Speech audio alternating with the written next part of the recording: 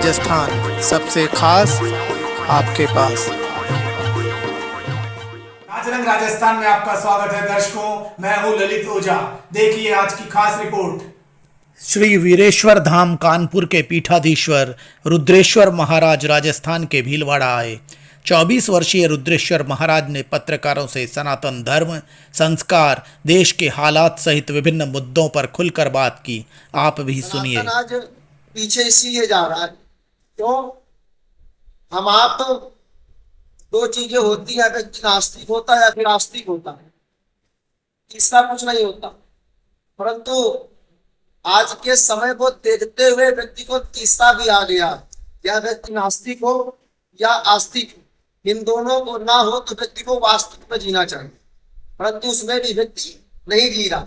अन्य धर्म के लोग देखिए कहां से कहां पहुंच रहे हैं, पर उनके धर्म को लेकर के कहीं पर कोई टिप्पणी नहीं होती। परंतु जब सनातन की बात आ जाती है, सनातन के लोगों की बात आ जाती है, तो हर व्यक्ति आकर के खड़ा हो जाता है। क्यों? सबसे बड़ा उसका एक कारण है कि हम आपको कुछ पता ही नहीं है कि सनातन है क्या। क्यों? सनातन की सेवा क्या है, सत्य सनातन धर्म है क्या। अन्य धर्मों में नाना प्रकार के लोग हैं और उनके बच्चों को, परिवार के लोगों को सब पढ़ाया जाता, परंतु हम सनातनियों को अगर धोती कुर्ता पहन के निकल जाओ तो आजकल के बच्चे ऐसे देख कोई एलियन आ गया हंसने लगते, परंतु उनको ये नहीं पता है ये धोती कुर्ता ही तुम्हारे जीवन में तुम्हारे पूर्वज पहन के आए थे, तब जाकर के आज तुम रह पा रहे हो। चाहे वो गांधी जी हो और चाहे वो स्वामी विवेकानंद जी हो, अगर वो आज ना होते तो हम आज यहाँ पर बैठकर बात ना कर रहे होते, अंग्रेजों के गुलाम आज भी बने होते। आपका यही कांड याद है, कोई लड़का मारा गया था और एक 9 महीने पहले की और बात है कि गाय की पूंछ काट करके हनुमान जी पर चढ़ाई गई है और लड़के का नाम आदर्श करके लड़का मारा गया। उसका कारण यही है कि हम आप जब तक पीछे रहेंगे, आज आदर्श मारे गया है, कल हमारी बारी होगी, परसों हम सब। सभी संतगण इस समय आवाज उठा रहे हिंदू राष्ट्र के लिए, हिंदू राष्ट्र हो जाए। तो आज हिंदू राष्ट्र भारत है, कल भी था, आज भी है, आगे भी रहेगा, परंतु हमारे आपके हृदय में हिंदू राष्ट्र की भावना होनी चाहिए।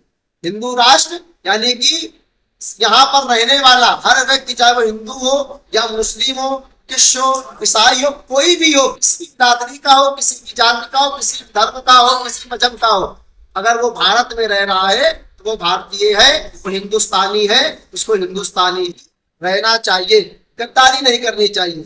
चाहे वो हिंदू होकर के गद्दारी कर रहा हो और चाहे मुस्लिम होकर गद्दारी कर रहा हो। सरकार से यही सिफारिश है, गुजारिश है या निवेदन है कि कुछ ऐसा कर दे कि संतों के लिए पेंशन बांध दे, वो उनके अखाड़ों में कुछ ऐसी व्यवस्था कर दे कि वो जहां भी जाए उनकी सुरक्षा दे दी जाए, ताकि उनको किसी भी प्रकार की कोई दिक्कत ना हो। क्यों?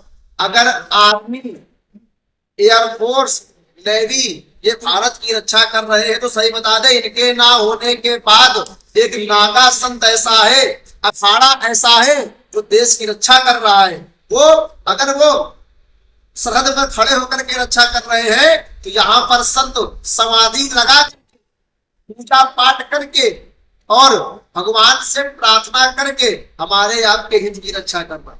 और अगर हम आप एक एक लोग मिल करके इस विषय में अगर आवाज उठाते हैं, उठाई आवाज तो राम मंदिर बन गया, कोई नुकसान नहीं हुआ, कोई दंगा नहीं हुआ।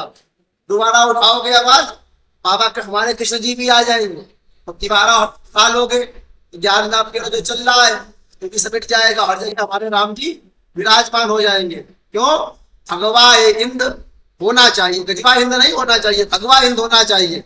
संत के वेश में अगर कोई संत गलत चीज करेगा तो वो संत कहलाने लायक नहीं होगा। पुलिस अधिकारी के वेश में वर्दी पहन करके कोई गलत कार्य करेगा तो वो अधिकारी कहलाने के लायक नहीं होगा। हम वेश की पूजा करते हैं, परंतु वेश के अनुरूप आचरण होने चाहिए। हिंदुओं को कन्वर्ट किया जा रहा है, कोई ईसाई में कोई दे रहा 2.5 लाख रुपए देकर क्रिश्चियन बन जाओ, कोई दे रहा मुसलमान बन जाओ, तो कोई कुछ कह रहा है, तो हमको इनसे बचना होगा। और जो हमारे भाई बहन लोग कन्वर्ट हो चुके हैं उनकी घर वापसी भी करानी चाहिए। क्यों? आज के समय में अंधविश्वास चलना, सबसे बड़ा अंधविश्वास चलना काहे का, धर्म को लेकर के धोती कुर्ता पहन के बैठ जाओ एक छोटा सा आप बना दो मंदिर, तू व्यापार करो। इस व्यापार से बचना, अपने लोगों को बचाना। दोस्तों, आप हमारे चैनल में नए हैं तो सबसे पहले सब्सक्राइब करें, बेल आइकन दबाना न भूलें ताकि आपको रेगुलर नोटिफिकेशन मिलते रहें।